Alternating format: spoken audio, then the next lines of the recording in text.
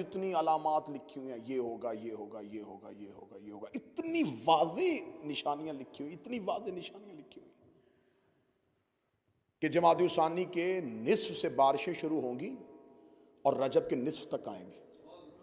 इतनी बारिशें होंगी, इतनी बारिशें होंगी, इतनी बारिशें होंगी कि कब्रों में हड्डियों के ऊपर गोश्त आना शुरू हो जाएगा। वाज़े निशानियां। फिर रजब के बाद फिर वो एक ऐसा रमज़ान आएगा कि उस रमज़ान के अंदर वाज़े निशानी फरामीने, जितनी भी गैबत की किताबें उठा के, जितनी गैबत की किताबें उठा के देखो कि वो रमज़ान ऐसा होगा कि उस रमज़ान में पहले चांद ग्रहण होगा, फिर सूरज ग्रहण होगा। मौला फरमाते कि उस रमज़ान में जब शब कदर के अमाल कर लो तो अमाल करने के बाद अपने घरों की खिड़कियां बंद कर लेना और शीशे के करीब ना रहना। एक जोरदार धमाका होगा, जमीन लरज जाएगी। आज के दौर की ये आलमी जंगों की पेशन गोई है, आलमी जंगें शुरू हो जाएंगी। वाज़े तरीन हदीस की किताबों में कौन सा मुल्क किस पे हमला करेगा, कौन सा मुल्क किस पे हमला करेगा, कौन सा मुल्क किस पे हमला करेगा, ऐसी अफरा तफरी का आलम हो जाएगा। ईरान की हुकूमत 7 हिस्सों में तकसीम हो जाएगी और ईरान सिमट के खुरासान में आ जाएगा। जो ईरान खुरासान में सिमट के आ जाएगा तो उस वक्त मसूम फरमाते हैं कि शब आशूर होगी। शब आशूर को खुरासान से स्याह परचमों के साथ 10,000 का लश्कर मक्का की तरफ बढ़ना शुरू होगा और एक खुरासानी है जिसकी क़यादत में उठेगा। जब मैंने ये निशानी पढ़ी तो मैंने देखना शुरू कर दिया किस मुल्क का परचम में स्याह है। मुझे नीले पीले सबज परचम नजर आए, एक ही नजर आया कि स्याह परचम सिर्फ अब्बास का है।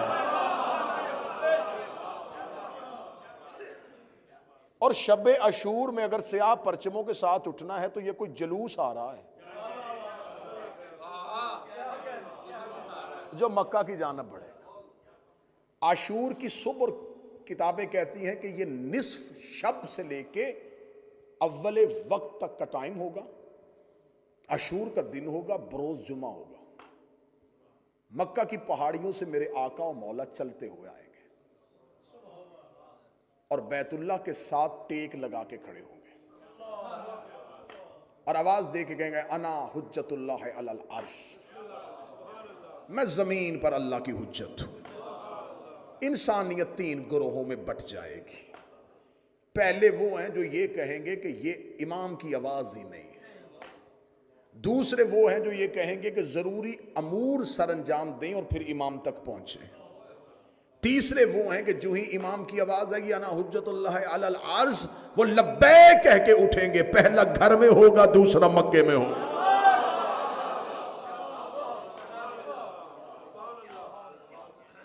वो इमाम तक पहुंच जाएंगे। 10,000 का लश्कर खुरासान की तरफ से आएगा और इमाम के पीछे 4 नबी चल रहे होंगे, इलियास, खिज़्र, अदरीस और ईसा। ये इमाम के साथ होंगे। मेरे मालिक मक्का से अपने क़याम को शुरू करेंगे और बैतुल्लाह पे अजान होगी। बैतुल्लाह पे मेरा आका और मेरा मौला, मेरा वारिस अजान देगा। हजरत ईसा जमीन पे उतर आएंगे। हजरत ईसा का जमीन पे उतरना, खुदा ने ईसा को जिंदा इसलिए रखा है कि जमीन पे अक्सरियत पे ईसाइयों की हुकूमत होगी। पूरी जमीन के अक्सरियती हिस्से पे ईसाइयों की हुकूमत होगी। जनाब ईसा जब जमीन पे आके कहेंगे कि मैं खुदा का बेटा नहीं, ये मेरा इमाम है, ईसाई एक लम्हे में अपना अकीदा बदलेंगे और महदी के कदमों में अपना सर रख देंगे। शक नहीं करेंगे, सवाल नहीं करेंगे, पूछेंगे नहीं। कल की मजलिस में अगर वजाहत हो सकी तो मैं पूरी निशानियों के साथ एक एक तारीखी एतबार के साथ के कौन कौन सा मुल्क, और इंशाअल्लाह कल दिन में ठीक 2:30 बजे मैं मिंबर पे आऊंगा और आपके सामने ये नमाज इश्क अदा की जाएगी। मेरे आका मौला मक्का से चलना शुरू होंगे, लश्कर इमाम के साथ मिलना शुरू हो जाएंगे। वक्त का इमाम खाना काबा को गिराएगा।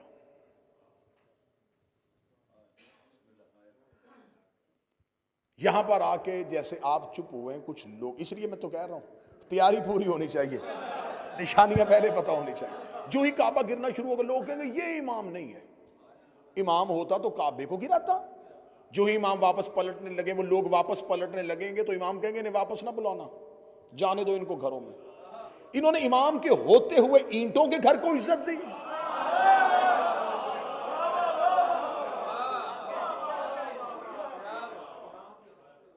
इमाम के होते ईंटों के घर को इज्जत दी।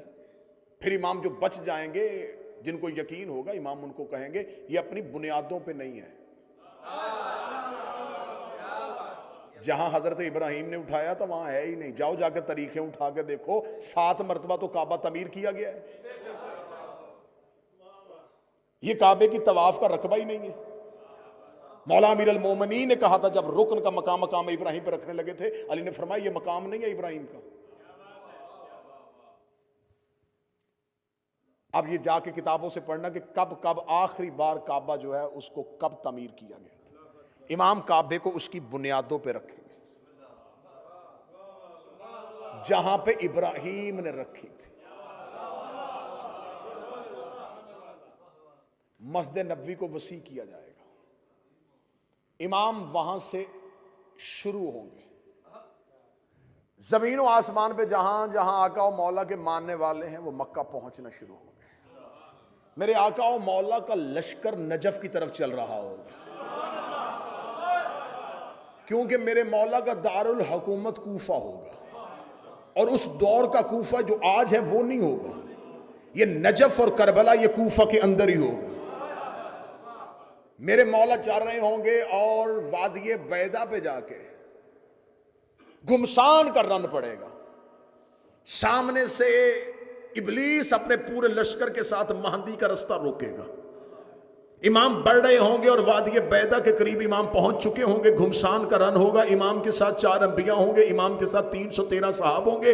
इमाम के साथ 10,000 का लश्कर खुरासान से आएगा, 12,000 का यमन से आएगा, लाखों का हजूम इमाम के साथ होगा। वादिये बैदा में दोपहर के वक्त जंग शुरू होगी और रात छाने के करीब हो जाएगी। ऐसे तलवारों के साथ तलवारें और शोले आसमान की तरफ जा रहे होंगे। ये अबलीस पहुंचेगा। अबलीस पहुंच के इमाम का रास्ता रोकेगा। उधर से सुफियानी का खरूज हो जाएगा, यमानी का खरूज हो जाएगा, दज्जाल का खरूज हो जाएगा। इमाम जंग कर रहे होंगे या पीछे से एक आवाज आएगी, महदी तलवार निकाल मैं आ गया हूं। लश्कर कहेगा मौला ये किसकी आवाज है? फरमाया हुसैन का अलमदार अब्बास आ गया है। हुसैन का अलमदार अब्बास आ गया है। हजरत अबुल फजल अब्बास अपनी तलवार को नियाम से निकाले हुए अशल पे सीर रखे हुए अब्बास आके महदी के लश्कर का अलम उठाएंगे। महदी के लश्कर का अलम उठा के हजरत अब्बास उस वादी बैदा में घुमसान के रन में यूं सरों को दड़ों से जुदा कर रहे होंगे। या इब्लीस महदी के घोड़े के सामने खड़ा होगा या मशरक की जानब से एक निदा आएगी, महदी घबराना ना मैं भी आ गया हूं। आवाज आई अब कौन आया है? आवाज आई असदुल्लाह अली आ गया।